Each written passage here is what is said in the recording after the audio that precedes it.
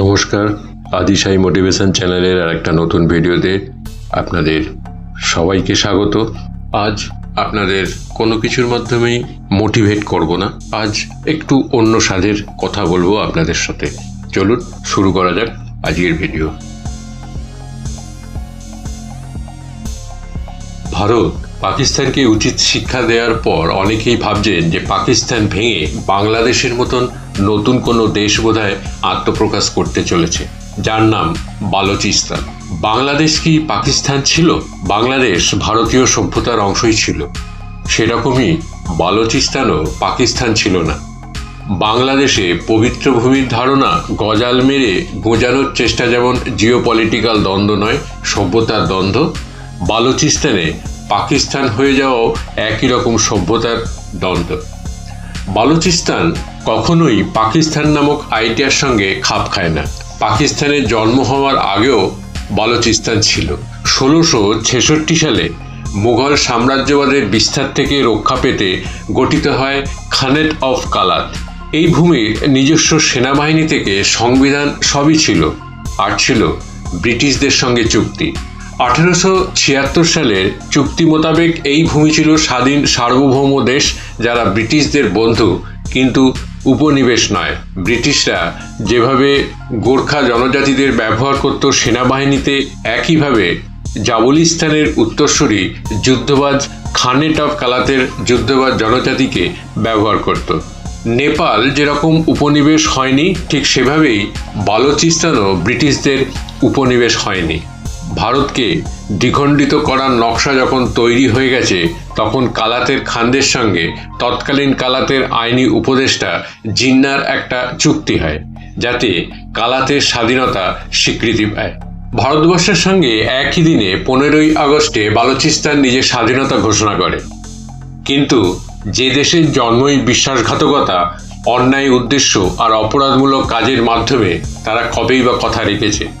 কালাতকে অন্যায়ভাবে দখলের উদ্দেশ্যে দমনপীড়ন তো ছিলই, সবশেষে কালাতের খানকে পণবন্দি করে করাচি নিয়ে যায় পাকিস্তানের ক্ষমতায় থাকা পাকিস্তানের পাঞ্জাব প্রদেশের নাগরিকরা 1948 সালের মার্চের 27 তারিখ। বন্দুকের মুখে 10 দিন বাদে পরাধীন হয় কালাত। খানের ভাই প্রিন্স আব্দুল করিম প্রথম সশস্ত্র প্রতিবাদ করেন।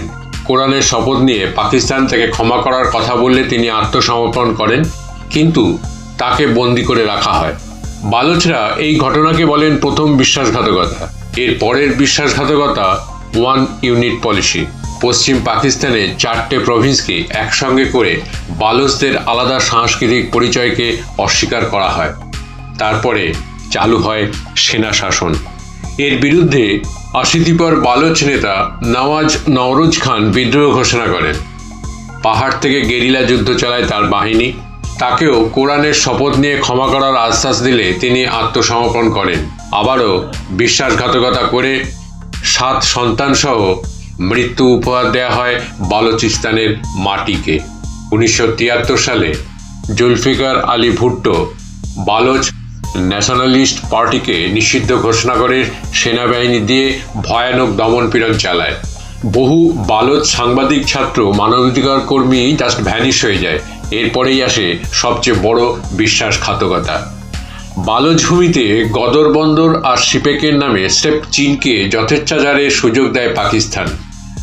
জবরদস্তি দখলের পর থেকে বালোচ জনজাতির ইতিহাস কেবল দমনপীড়ন আর অত্যাচারে জর্জরিত হওয়ার ইতিহাস। বালুচিস্তান কখনোই পাকিস্তানের অংশ হয়ে উঠতে পারেনি।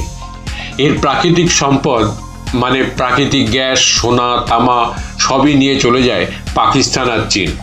পাকিস্তানের পাঞ্জাবিরা বালোচ ভূমির সম্পদ বিক্রির টাকায় আরাম আয়েশে জীবন কাটাচ্ছে, যখন বালোচ জনজাতির মানুষ খিদে পেটে নিয়ে অত্যাচার সহ্য করে কেবল লুটের মাল তুলে দিতে বাধ্য হয় পাকিস্তান আর চীনের হাতে। এবার বুঝলেন কেন বালোচদের এতবার মানবাধিকার লঙ্ঘনে সলিডারিটি দেখায় না সেই সব মানুষেরা, কিন্তু প্যালেস্টাইনের দুঃখে কেঁদে ভাসায়। কাশ্মীরের আজাদি চাইলেও বালোচ ভূমিপুত্রদের দাবি মুখে আনা পাপ মনে করে।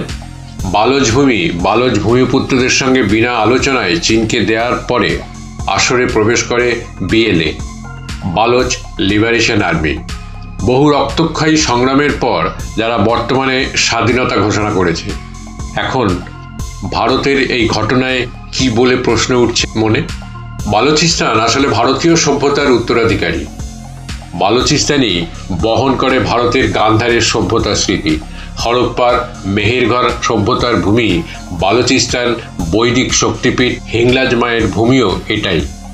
যে দ্বন্দ্ব গোটা উপমহাদেশে চলছে, সেই সভ্যতার দ্বন্দ্বের অংশীদার বালুচিস্তানও।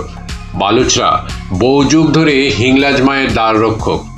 বালোচ আইডেন্টিটিকে তাই অস্বীকার করাই পাকিস্তান নামক আইডিয়ার বাঁচার উপায়।